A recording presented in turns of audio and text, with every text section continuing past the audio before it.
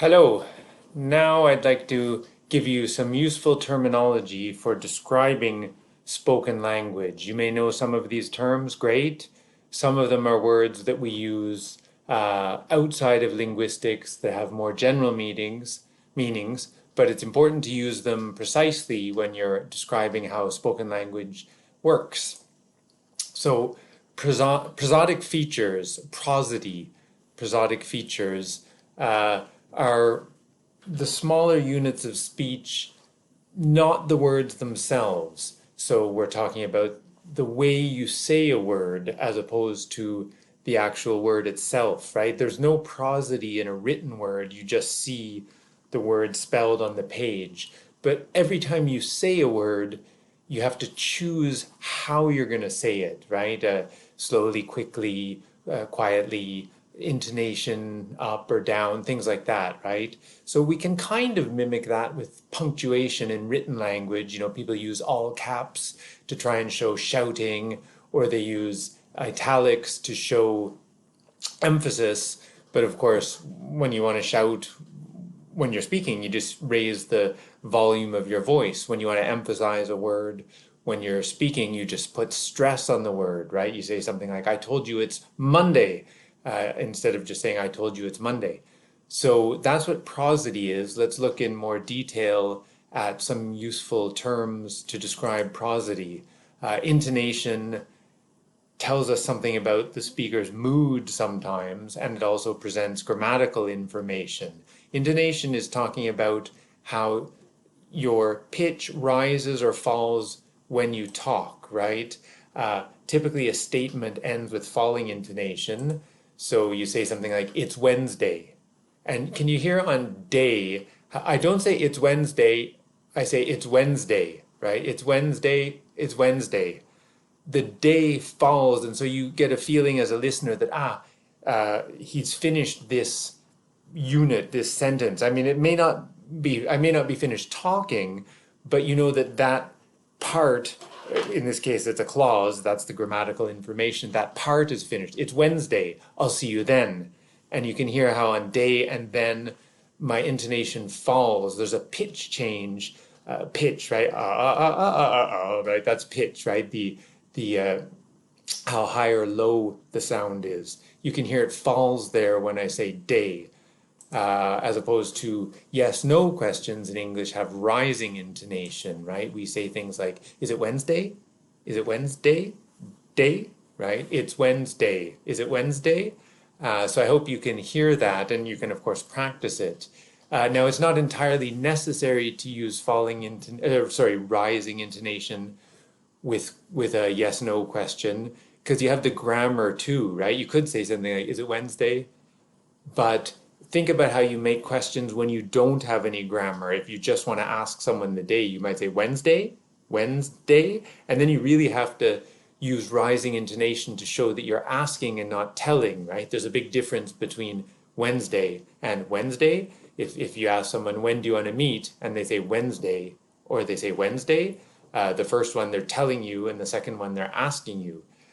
So that's what intonation is, the rise and fall. And it's more complex than that, but that's a good place to start just for thinking about the fact that we do use intonation to give grammatical information as we talk. Uh, it's not all questions. Textbooks on how to speak English sometimes say that in English we use rising intonation for questions. That's not true. It's for yes, no questions, not for who, what, where, when, and why, right? You don't really say, when is the meeting? You'd probably just say, when's the meeting? Wednesday. So falling intonation for WH questions, rising intonation is common for yes, no questions. This is part of prosody, remember, right? Pitch just means high or low, right? Like if you play an instrument, you know that notes can be played at various pitches, right? Some instruments have lower pitches than others. It's the same for uh, spoken language, right? Everyone has his or her own pitch. I mean, some of us have deeper voices, and some of us have higher voices.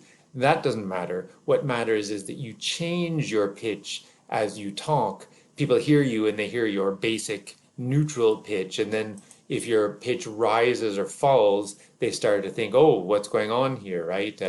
High pitch can be excitement. Think of a football match or something. The announcers, sometimes their voices go up.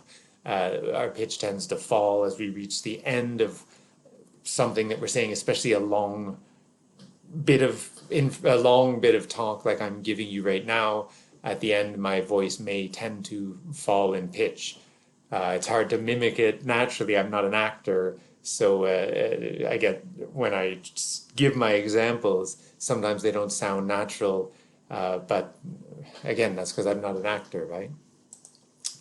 Stress has to do with the amount of air that you exhale as you produce a word, right? Sometimes this is called emphasis, but best call it stress.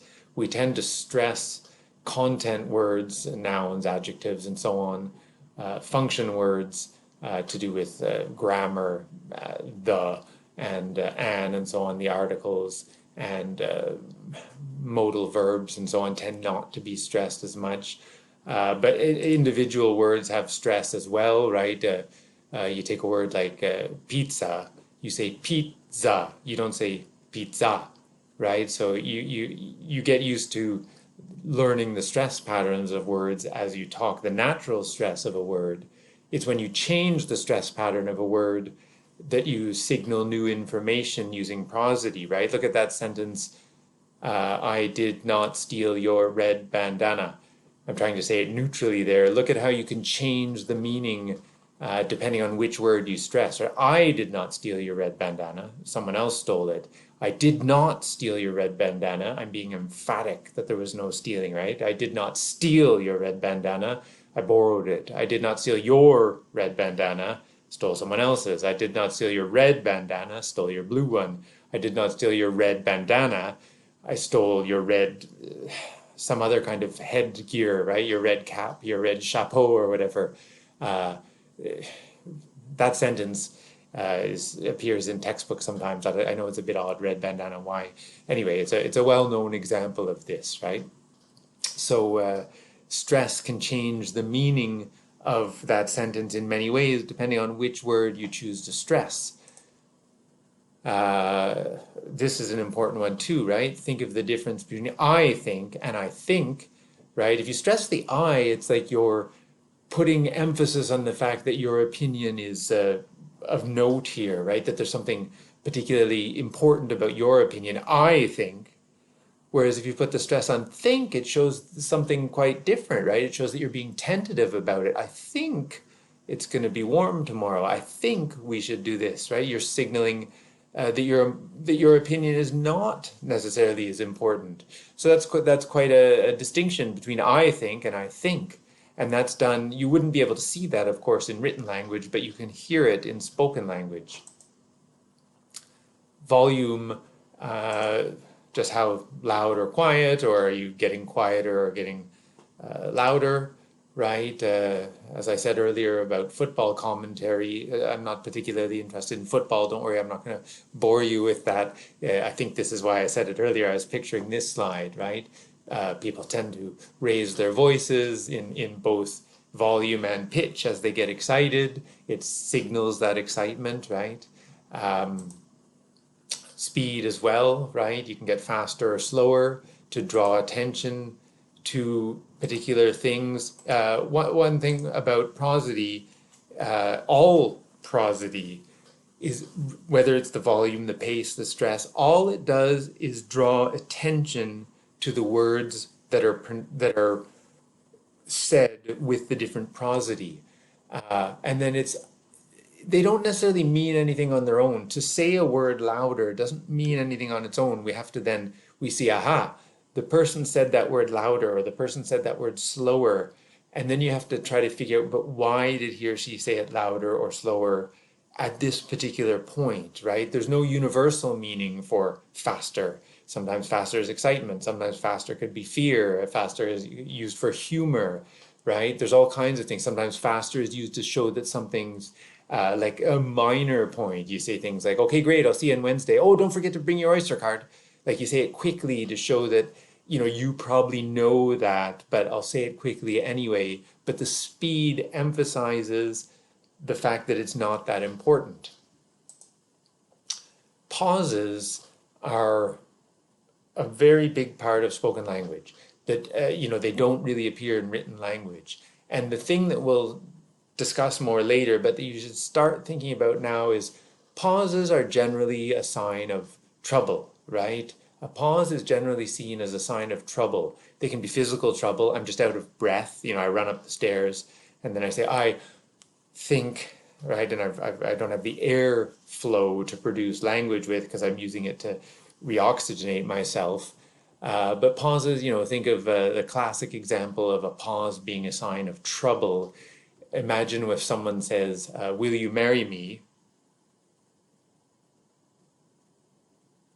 A long pause there is problematic, right? If someone says, will you marry me? And the other one says, yes, of course, everything's fine, right? But will you marry me followed by a pause is a sign of thinking time, right? What's going on? Why aren't you saying yes, right? Similarly with the police, right? Did you kill him?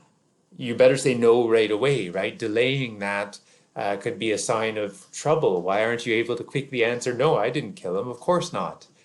And of course, the more formal speech, where you've written down a speech or you've got something memorized, pauses tend to be more for effect, right? Where in a lecturer may often pause to give the listeners time to think and or write down whatever she or he has said. Vocal effects refer to those things that are part of speech but may or may not have anything to do with the communication, right?